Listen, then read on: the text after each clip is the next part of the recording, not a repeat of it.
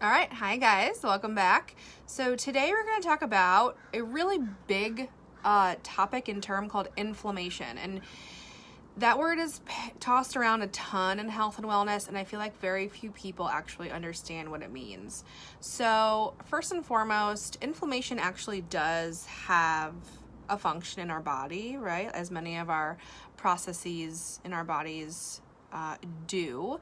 The problem that we're talking about with inflammation when it gets into a dangerous zone is just this issue of excess. So really, inflammation is super important when we're trying to heal something in the body, or when we're trying to go do something with our body, like lift heavy weights or whatever. The recovery process of that requires inflammation. There is a rightful job of inflammation in our bodies, but like we often so speak about in health and wellness, it gets too far because we live in a culture of excess, and we have too many foods and chemicals coming into our body that create this dangerous excess of inflammation, and inflammation's really at the root cause of so many of our chronic illnesses. So people kind of get stuck with like diabetes being a blood sugar thing, and it's all about blood sugar, and it's a disease of inflammation. So is cancer, so is arthritis, so is mental illness a lot of the time, right? Anxiety and depression are often linked to inflammation happening in the brain. So it's a really big topic, and I actually have some really great resources here. So we're going to keep talking about it so I don't miss anything. I don't want to miss any really big parts of the inflammation conversation. But why is ketosis so anti-inflammatory? It's a multi-pronged solution to inflammation for a couple of reasons. First and foremost, relying on glucose and insulin. So glucose is the fuel put into our body when we consume carbohydrates. Insulin is the hormone that we use to signal to cells to open up and use that glucose. So insulin is a hormone that grows our fat cells, okay? Our fat cells themselves can actually become inflammatory when we have too many of them. And actually our visceral fat found in around the abdomen is the only organ we grow past birth, that they've discovered, because I think to be technically an organ, someone can correct me on this, to have an organ you have like very specific cell tissue for that organ, right? So what we do is when we gain too much weight and we have this inflammatory process constantly, and the glucose and the insulin are out of control, we grow this belly fat, this visceral fat, and it's very inflammatory. So we constantly have this inflamed tissue happening, sending it throughout our bodies systemically, and causes all kinds of problems. So the good inflammation we're talking about is happening in one location. If you snag your foot and you bump your foot in the door jamb, or you are lifting something heavy, you've got inflammation happening in those areas specifically. What we're talking about that's dangerous is systemic inflammation, and how it's the root of all, or a majority of, chronic illness. Probably about 80% of chronic illness is inflammation derived.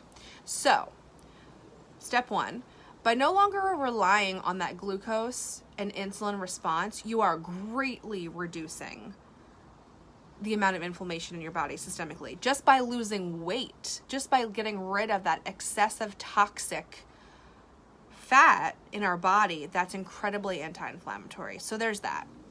Second thing, when you follow a principled ketogenic strategy like holistic keto, right? You guys have heard before why we're holistic. We're really low on processed foods, on fake foods. We don't do diet soda in here.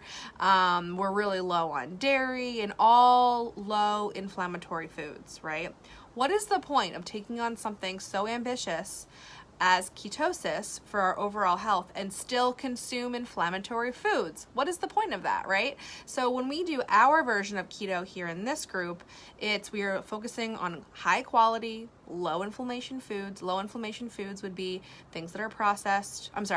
High inflammation foods are ones that are processed, have like hydrogenated fats, like trans fats. That's very, very bad for you. We don't recommend that in our fat fueled keto world.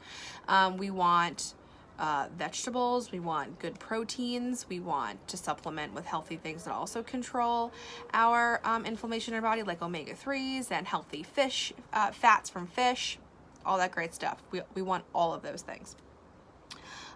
Something else that's inflammatory is toxins in our environment. So, you know, huge in my essential oil focus and work is getting inflammatory products out of my life as well, because what is the point of putting that stuff on our body when we're working so hard in our ketosis, as in addition to everything else we do in our health and wellness world, right? So getting rid of that from a product standpoint, and all essential oils are going to be anti-inflammatory, really help fight inflammation, help cleanse our gut, right? Most of the time. So when I was nutrition coaching,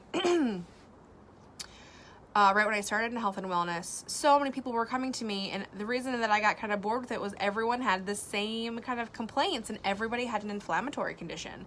Everybody was dealing with gut issues because we're eating inflammatory foods. Gluten and dairy are really inflammatory. Processed foods are inflammatory.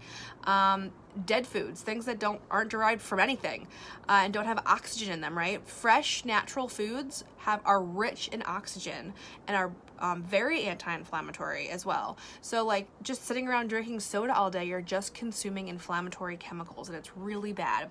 So what you can expect from a lifetime of that, your body constantly processing this inflammation, is you can expect things like these lifestyle diseases like diabetes, arthritis, IBS, constant stomach issues, right? Anxiety, depression, sleeplessness, insomnia, hormone imbalances, right? Most of the time when we're focusing on people with our hormone conditions, we have to get them down to a really low inflammation place. Our body can return to those factory settings. Hey, Shalom, good to see you. And so Shalom is a chiropractor, so I'm sure she can agree that one of the biggest things that you need to focus on in your health and wellness routine from whatever angle is anti-inflammatory diet, anti-inflammatory practices, things like exercise, to help restore and reset natural hormones, right? Because we can even have inflammatory hormones like insulin. Now, why specific? So aside from removing stuff, why is ketosis specifically so anti-inflammatory? So there are 3 kinds of ketones that we make in our body. Acetone, acetoacetate, and beta-hydroxybutyrate. Beta-hydroxybutyrate, or BHB, is incredibly anti-inflammatory. And in fact, our brains love using it. Our beta-hydroxybutyrate as a ketone really does a good job of going back and forth. Hey, Nicole. Really good at going back and forth, crossing the blood-brain barrier, which is why ketosis and ketogenic diet is used so often with treating Alzheimer's and other inflammatory-based conditions in the brain, is because it's so neuroprotective, okay? So ketones themselves, by being released in the body, actually have an anti-inflammatory effect just themselves, never mind getting rid of all the other crap in your diet. There are also some things about ketosis that shut off an overactive pain response. So what's really nice is you can really, just by using ketones and using ketogenic diet and living in a fat-fueled lifestyle, you are like really calming your nervous system, and therefore everything isn't so inflamed and angry. It's actually funny because I've had my own little experiment with this. I had what I think is some botched dental work at the end of June, and it's been a nagging problem, and I've had to constantly go back and forth, and it's been really a big pain. And I can tell you, on days where I'm not fasting like I normally do, or if I'm eating more often, or if I'm just not having a keto day, the pain is so different. When I'm fasting and in ketosis, I have no pain. Now, I'm still worried about it because I don't want to live with this on and off pain forever, but it's been really amazing to see the effect of ketogenic on my own pain response. And so when you hear a lot of people say, oh, I did keto for my arthritis, this is going to be why. So what we do here to support a anti-inflammatory lifestyle is stick to the holistic keto mindset.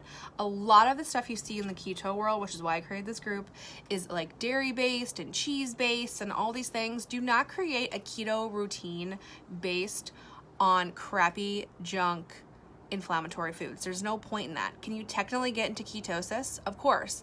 But like we always teach here, and our philosophy is, that's just the beginning. You're cutting yourself off. You're cutting yourself short if all you're trying to do is like get your keto numbers up.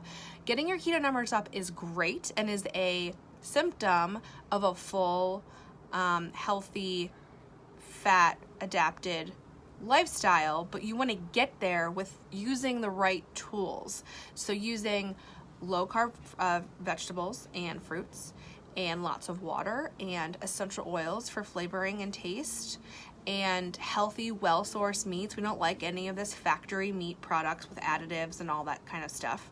So just keep that in mind, because the true longevity of ketosis not just comes from the benefits of the BHB, but also from being able to reduce and eliminate any other sources of inflammatory ingredients in your lifetime, in your lifestyle.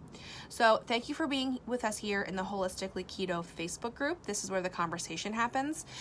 If you are on Instagram, make sure to follow us at Holistically Keto as well. And make sure if you have any questions, post them right here in the Facebook group, and we'd love to keep the discussion going. So thank you guys so much, and we'll talk to you soon. Bye.